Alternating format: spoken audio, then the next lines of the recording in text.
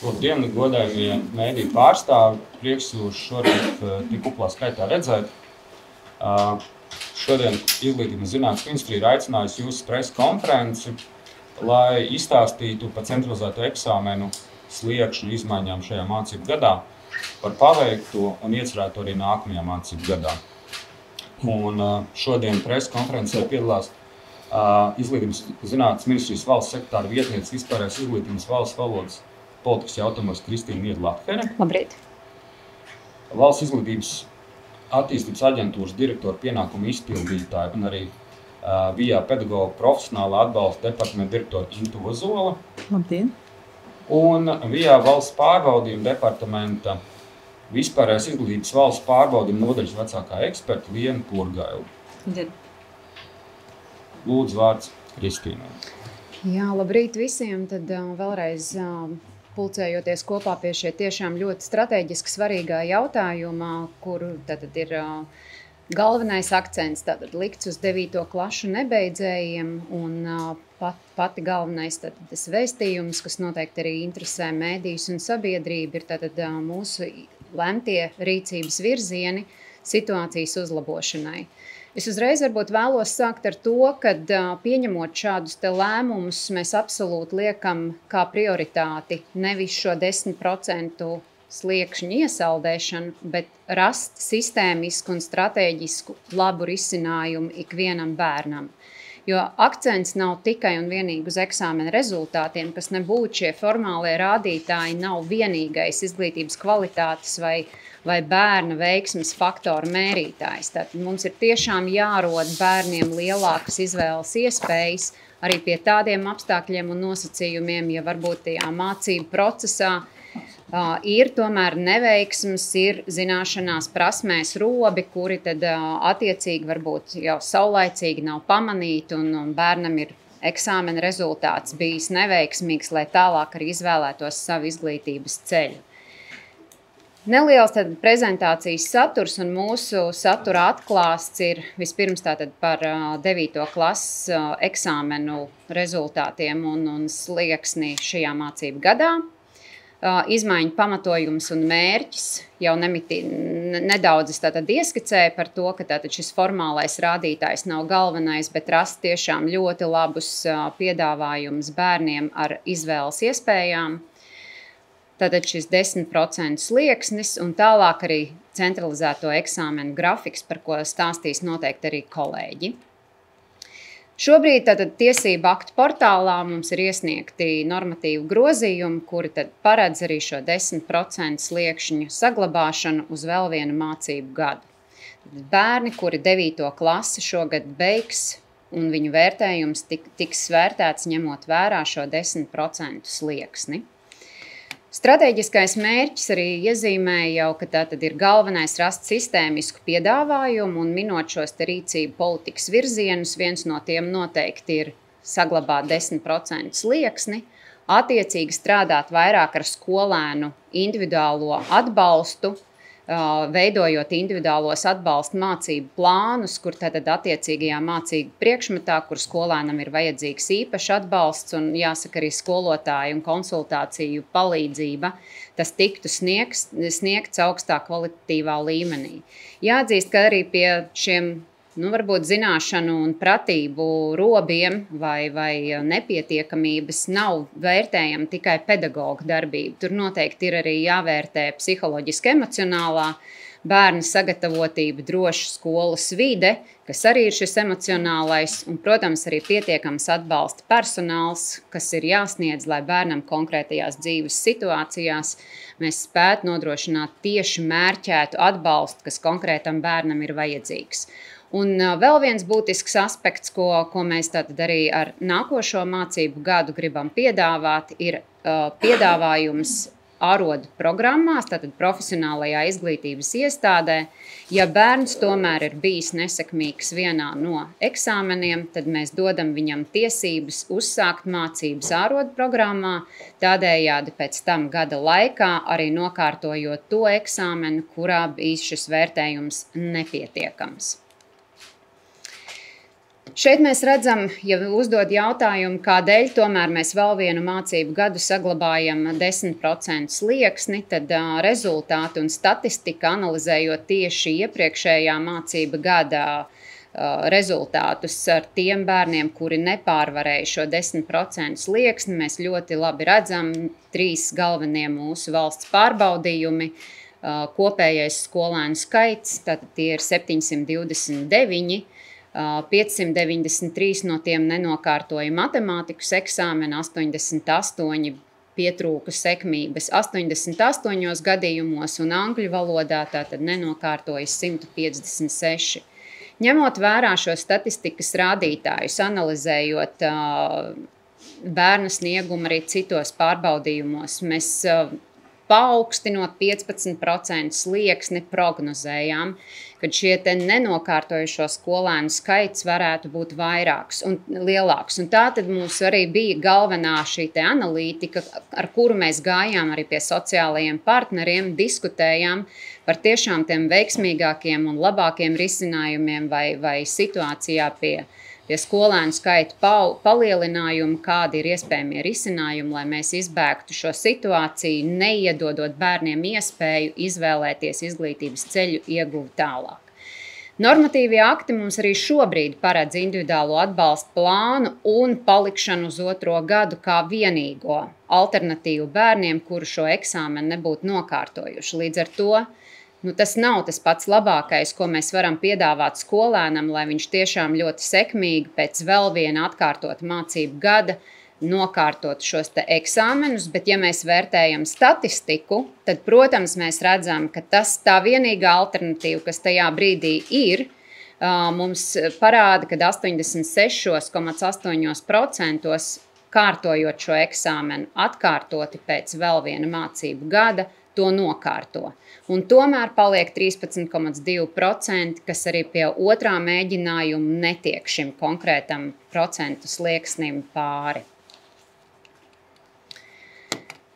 Kādi ir tie galvenie ietekmējošie faktori, kāpēc bērnam varbūt neveicas, un to mēs ļoti labi tad arī esam uzskaitījuši būtībā tādos 8 pamatprincipos, bet, protams, noteikti vēl ir daudz dziļāki un daudz individuālāki gadījumi, bet tātad viens ir izmaiņas izglītības un centralizēto eksāmenu saturā. Mēs zinām, ka ir jaunais izglītības saturs, kas prasa pielāgošanos absolūti visām iesaistītajām pusēm, gan pedagogiem, gan bērnam pašam, gan arī jāvērtē veiksmīga sadarbība, protams, ir arī ar vecākiem, ar skolu dibinātājiem, respektīvi pašvaldībām, kā šis izglītības saturs veiksmīgi tiek īstenots konkrētajā izglītības iestādē.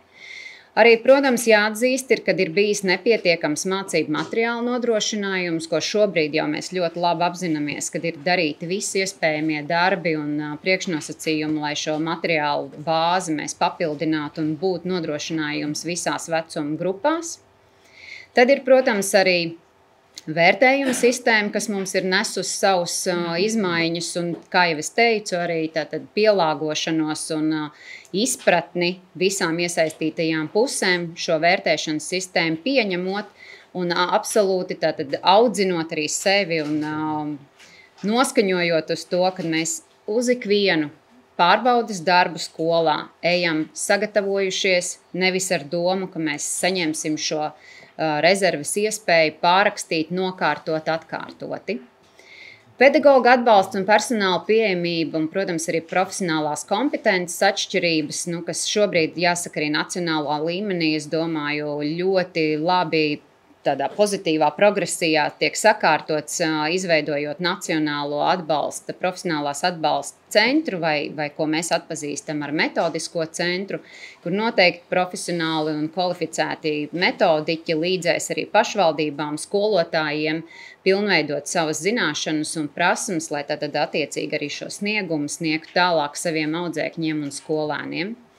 Konsultācija un individuālo nodarbību pieejamība, tātad cik mērķētas ir šīs konsultācijas, kas tiek piedāvātas un organizētas katram izglītojumam, izglītības iestādē, kur tas apmeklē, vai tas ir tiešām ar individuālu atbalstu, vai tas ir strādāt ar skolēnu grupu, kur nevaram varbūt iedziļināties katrā niansē un katrā, jāsaka, vai uzdevuma vai mācību priekšmetu nesaprastajā vielā un tēmā. Individualizācija un diferenciācija, tad tiešām ar individuālu pieeju katram audzēknim un attiecīgi viņa prasmēm un zināšanām arī diferencēt uzdevumus un šos te stratēģijas, kā palīdzēt vieglāk apgūt izglītības saturu vai mācību priekšmetu. Atsevišķos gadījumos arī, protams, valodas un teksta saprašana, jo šeit ir jārunā jau arī tiešām tādā nacionālā līmenī, ka lasīt prasme un tekstpratība ir noteikti pilnveidojama ikvienā skolēnu vecuma posmā, tad sākot jau no pirmsskolas un attiecīgi arī jau izkopjot to līdz pat pamatskolas obligātajiem valsts pārbaudījumiem. Un šeit arī jāpiemina ir vienotas skolas konteksts, ka bērni, kuri programmas apguvuši mazākuma tautībā, skaidrs, ka saskaras varbūt ar pastiprinātām grūtībām arī šos centralizētos eksāmenus, īpaši valodā, latviešu valodā nokārtot ar ļoti, ļoti labiem rezultātiem. Un nevar nepieminēt, kad arī, protams, pandēmijas laiks, tās ir tās sekas, ko mēs tieši izjūtam, jo Covid-19 mums bija 2 gadu attālinātās mācības. Tajā laikā tie bija 4. un 5. klases skolēni, kas šobrīd tad arī ir šo te 9. klašu centralizēto eksāmenu kārtotāji. Ir jārunā par 3 galvenām lietām. Tad, ja mēs ejam uz vienotu stratēģisku mērķi, tad noteikti tas ir atbalsta nodrošinājums, par ko mums ir jādomā. Tad ir noteikti izglītības kvalitātes stiprināšana pēc būtības, un tātad arī augstāki centralizēto eksāmenu rezultāti. Varbūt es neatkārtošos detalizācijās šajā uzskaitījumā, kas tiešām tad arī ir jādara, lai mēs visus šos 3 komponentus kvalitatīvi izpildītu. Tā ir tā pati darbs ar vērtēšanu, tā ir tā pati skolēnu motivācija, darbošanās ar to, sociāla-emocionālās vides nodrošināšana, atbalsta sniegšana, pedagoga profesionālā pilnveida, mācību materiāli, lai mēs attiecīgi izslēgtu arī šo te mācību pārtraukšanu vai arī skolu tātad nepietiekam iesaistīšanos pie labu rezultātu snieguma. Par to, kāds atbalsts vēl papildus tiks saņemts jau būtībā 3 nosauktajiem galvenajiem rīcības virzieniem, ir tas, ka mums, protams, arī ir dažādi Eiropas atbalsta fondi, kuri mums palīdz, lai mēs vairāk mērķētāk sniegtu šo te atbalstu izglītojumiem. Un kā pirmo es noteikti gribētu minēt, kas ir ļoti, ļoti svarīgi nacionālā līmenī ieviest, tas ir finansēšanas modelis programmu skolā, kur arī šobrīd vēl joprojām notiek diskusijas, kā to sekmīgāk uzsākt ar nākošo mācību gadu, un noteikti tas, ko arī ministrija no saviem solījumiem un apņemšanās neatkāpjas, tā ir tiešām mērķēta atbalsta sistēmas ieviešana un finansēšanas kārtība, tādējādi nodrošinot izglītības iestādes ar atbalsta personāla nepieciešamību. Un noteikti arī tas ir skolu administrācijas stiprināšanas, jo mēs ļoti labi zinām, ka tātad dibinātājs un skolu administrācija ir viens no arī veiksmes faktoriem, lai veidotu šo te pedagoģisko, akadēmisko personālu tiešām tādu, kas spēj gan individualizēt pieiet katram audzēknim, saprast un identificēt tā grūtības un problēmas kādā no mācību priekšmetiem, un attiecīgi tad arī sekmīgi aizvest līdz sekmīgiem un veiksmīgiem centralizēto eksāmenu rezultātiem. Pie individuālā plāna un individuālā atbalsta sniegšanas noteikti ir liels papildus spēks, kas nāks arī izlīdzinošais gads, bet tas mums ir domāts ar 2026. gadu izlīdzinošais gads, kur tātad mazākā skolēnu grupā ar tiešām individualizētu pieeju mēs spēsim audzēkņus, kuri varbūt jūt, ka viņi nenokārto šos centralizētos eksāmenus, varēs paņemt šo izlīdzinošo gadu, lai arī tad saprastu, vai iet šo akadēmisko ceļu, vai tomēr aiziet uz profesionālo izglītības iestādi.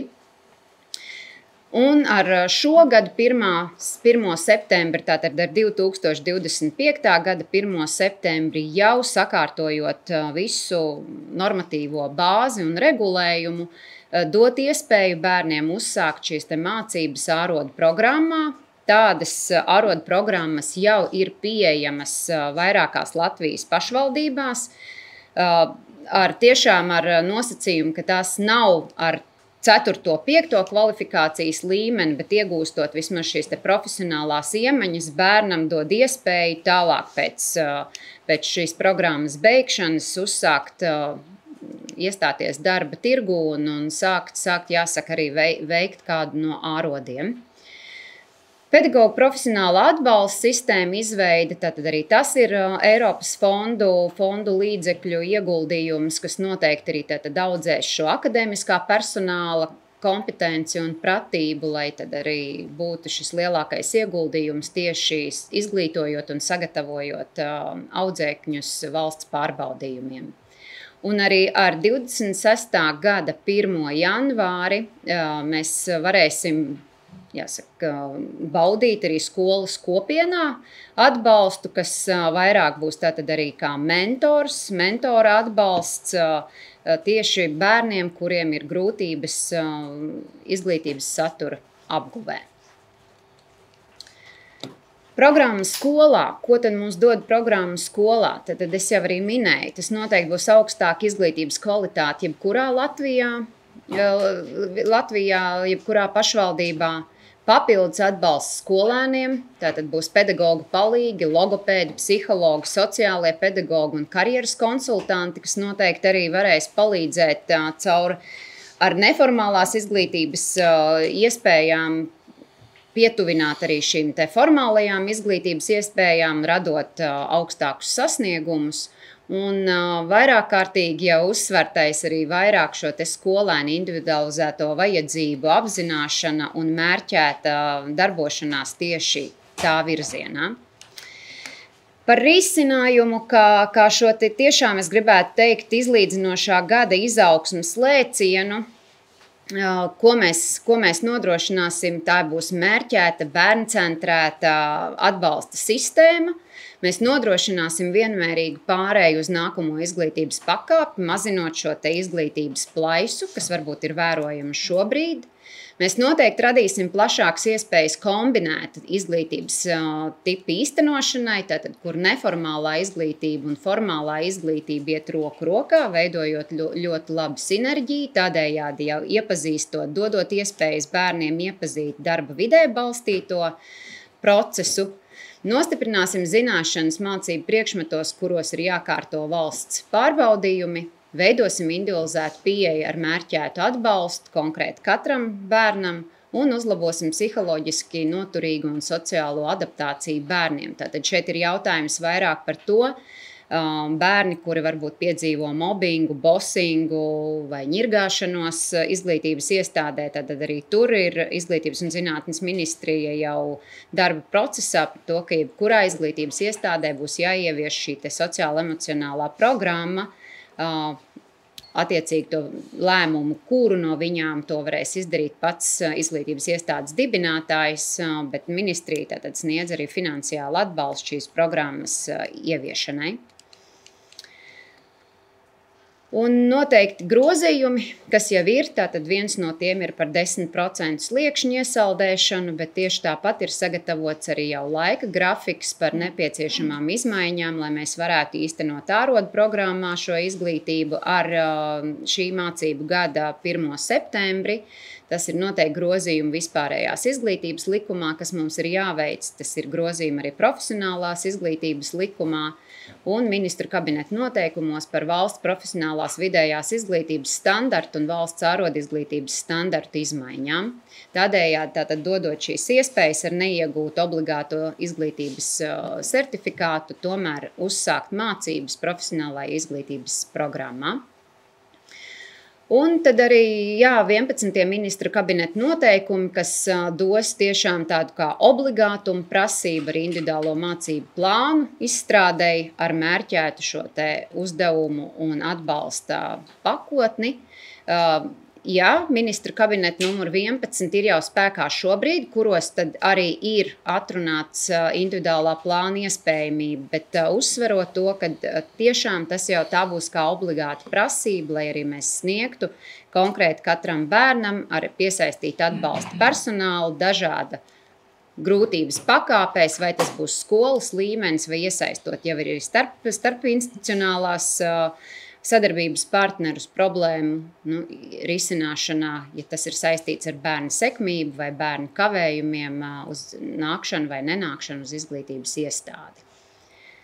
Jā, un tālāk tad dosim vārdu Intai Ozolai par VIA atbalstu. Jā, un turpinot par šajā gadā pieejamiem atbalsta mehānismiem, instrumentiem, gan skolām, gan pašvaldībām, nedaudz ieskicēšu arī tātad mūsu pieejamos fondu resursus, un proti Eiropas sociālā fonda plus tātad atbalsta pedagogu profesionālā atbalsta sistēmas izveidē, jeb, kā mēs to pazīstam, metodiskais centrs ir instruments, kurš tuvākajos 5 gados varēs piedāvāt pedagogiem individualizētu mērķētu atbalstu. Un varbūt arī izmantojot izdevību, ieskicēšu galvenos tādus projekta darbības virzienus. Viens tātad ir izveidot valsts līmeņa metodiķu komandu, un jāsaka tā, ka šobrīd metodiķi ir uzsākuši darbu, un tie ir praktizējoši skolotāji, kuri saprot un zina ikdienas vajadzības un var kolēģiem sniegt nepieciešamo atbalstu. Otrs tāds darbības virziens ir stiprināt šo te profesionālo kapacitāti pašvaldībās, un tas nozīmē, ka pašvaldībām projekta ietvaros būs pieejami teju 38% no visa pieejamā finansējuma, gan lai nodrošinātu pedagogiem nepieciešamo atbalstu profesionālā, gan arī, lai veidotu pašvaldību tādu atbalsta sistēmu, pašvaldību metodiķu atalgošanai. Lūk, un tad tādā sinerģijā sadarbojoties gan valsts metodiķiem, gan pašvaldību metodiķiem būs iespēja gan veiksmīgāk izzināt šīs vajadzības, gan arī piedāvāt tādu mērķētu atbalstu. Vēl viens no projekta tādiem nozīmīgiem darbības virzieniem ir saistīts ar metodiskā atbalsta materiālu izstrādi, un kā jau arī valsts sekretāra vietniece teica, mums ir zināmi mājas darbi jāpaveic, un esam apzinājuši tās vajadzības, kas šobrīd ir metodiskā atbalsta materiālu nodrošināšanai, un jau šobrīd sadarbībā ar universitātēm tiek izstrādāti metodiskā atbalsta materiāli dažādos mācību priekšmetos. Un ko tas nozīmē? Tas nozīmē, ka skolotājiem būs pieejams tāds materiālu kopums secīgai mācību stundu plānošanai, tā skaitā pārbaudas darbu, paraugi 2 variantos, tā skaitā metodiskie komentāri, uzdevumi, cita veida uzskatas materiāli, kas nepieciešami veiksmīgākai mācību stundu plānošanai. Protams, ka pedagogam ir būtisks šis ikdienas atbalsts, un arī projektā mēs piedāvāsim iesaistīties gan mācīšanās kopienās, kur praktizējoši skolotāji dalīsies gan labās prakses piemēros, gan arī būs iespēja sekot līdzi visām aktualitātēm, kas arī ir ļoti, ļoti būtiskas. Un, protams, no mūsu puses piedāvāsim mācības gan izglītības pārvalžu speciālistiem, un pirmās mācības jau uzsāksies maijā, šī gada maijā, gan arī, protams, valsts un pašvaldību metodiķiem ir plānots profesionālās pilnveidas pasākumi, arī viņu kapacitātes stiprināšanai. Un jau šodien valsts metodiķu komanda arī ir uzsākusi pirmo mācību ciklu. Un ceram, ka ar tādu kopīgu atbalsta paku pašvaldībām būs pieejams šis resurss, lai veiksmīgāk varētu atbalstīt pedagogus šī te mācību procesa īstenošanai. Un, protams, otrs ļoti nozīmīgs atbalsts un instruments un resurss, kas ir pieejams gan individuāli skolēnu līmenī, gan arī pašvaldībām, ir projekts Skola kopienā. Un šeit mēs redzam, ka caur šo te individuālu atbalsta plānu varēsim piedāvāt atbalsta pasākumus 9. klases skolēniem, kuri atkārtot mācās 9. klasē, tātad gan individuālās konsultācijas mācību priekšmetos, gan arī atbalsta personāla konsultācijas, gan izglītības psihologs, gan sociālais pedagogs, pedagogu palīgs, tātad papildu resursus arī izglītības iestādēm šo te vajadzību nodrošināšanai.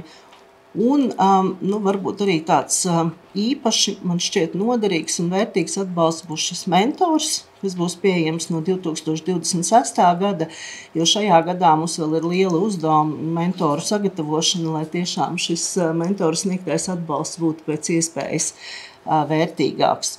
Un apzinoties to, ka, protams, skolēnu sasniegumi veidojas ilgākā laika periodā, ir svarīgi agrīni diagnosticēt un atbalstīt mācību procesā, tad īpašs atbalsts ir plānots lasīt prasmes stiprināšanā, jo, protams, to mēs redzam, gan tehnoloģija attīstība, gan ieradumu maiņa ir mazinājusi skolēnu vēlmi lasīt, iesaistīties, un tas, protams, atstāja arī ietekmi uz mācību procesa kvalitāti un uz rezultātiem. Tā kā šī projekta ietvaros plānojam ļoti nozīmīgu laiku, resursu veltīt tieši skolēnu lasīt prasmes attīstīšanai.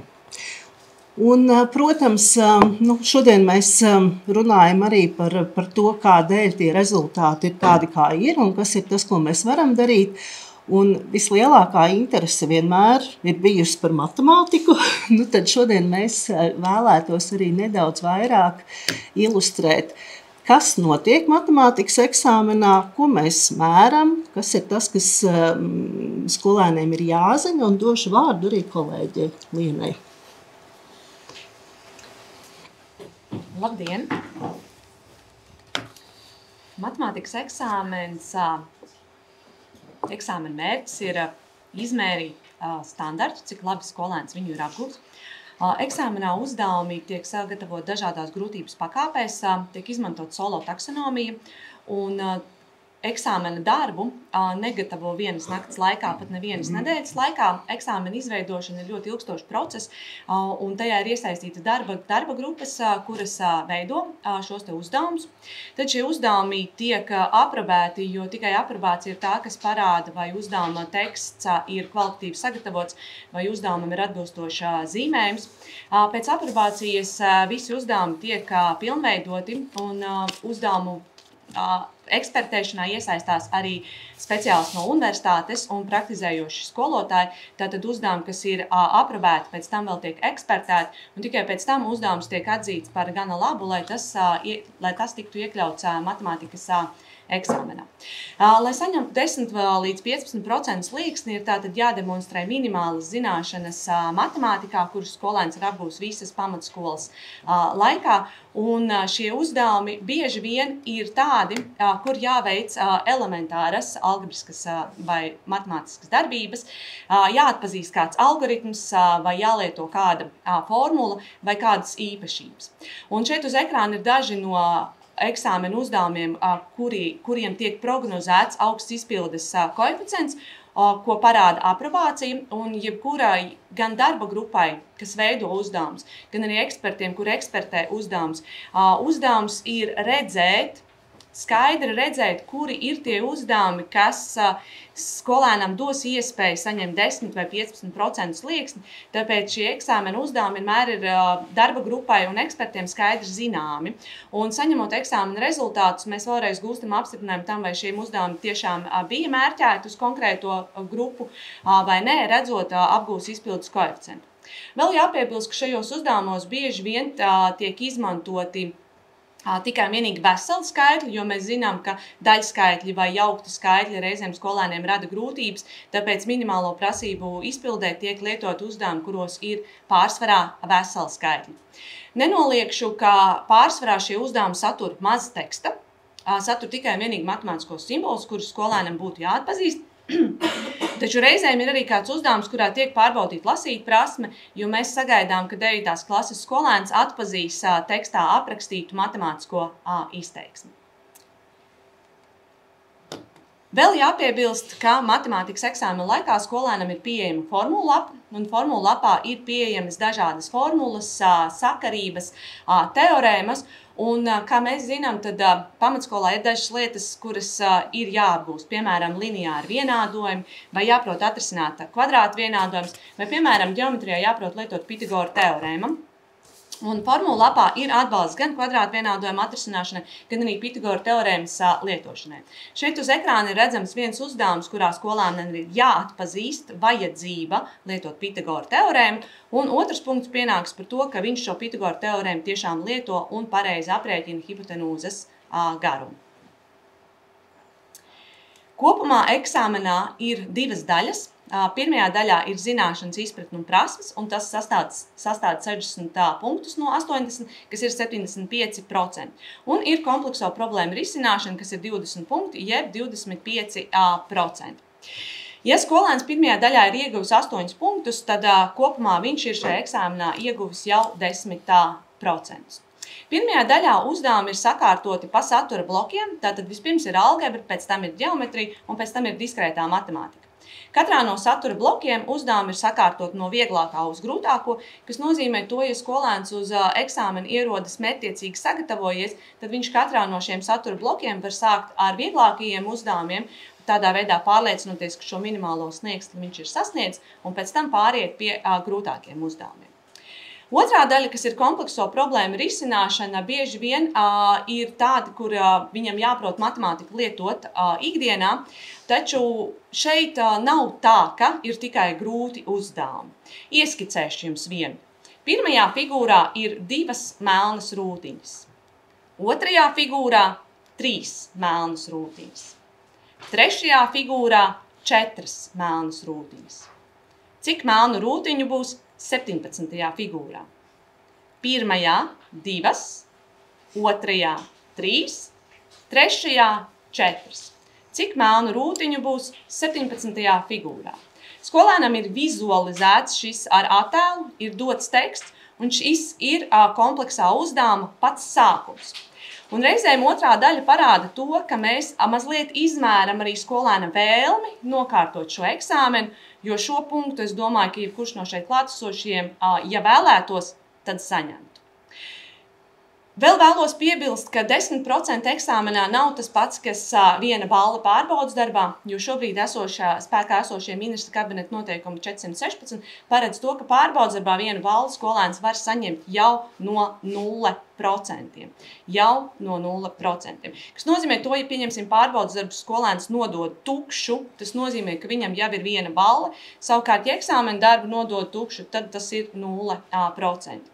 Un bieži vien arī tā ir, ka skolēnu eksāmena darbi ir salīdzinoši tukši, kas liecina par to, ka skolēns varbūt īsti nejūtas ērti vai nejūtas pārliecināts par savām zināšanām, ja viņš nespēja šajā 80 punktu komplektiņā atrast tos viegli izpildāmos uzdevumus.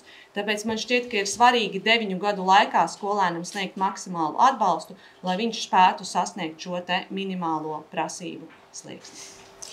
Jā, un tad vizualizācijai, protams, ir pieejams arī šī gada 9. klases centralizēto eksāmenu grafiks, un mēs redzam, ka latviešu valodā tātad eksāmens notiks 13. maijā, un tad secīgi arī citos mācību priekšmetos turpinājumā līdz pat 28. maijam, kad ir plānots matemātikas eksāmens 9. klasē.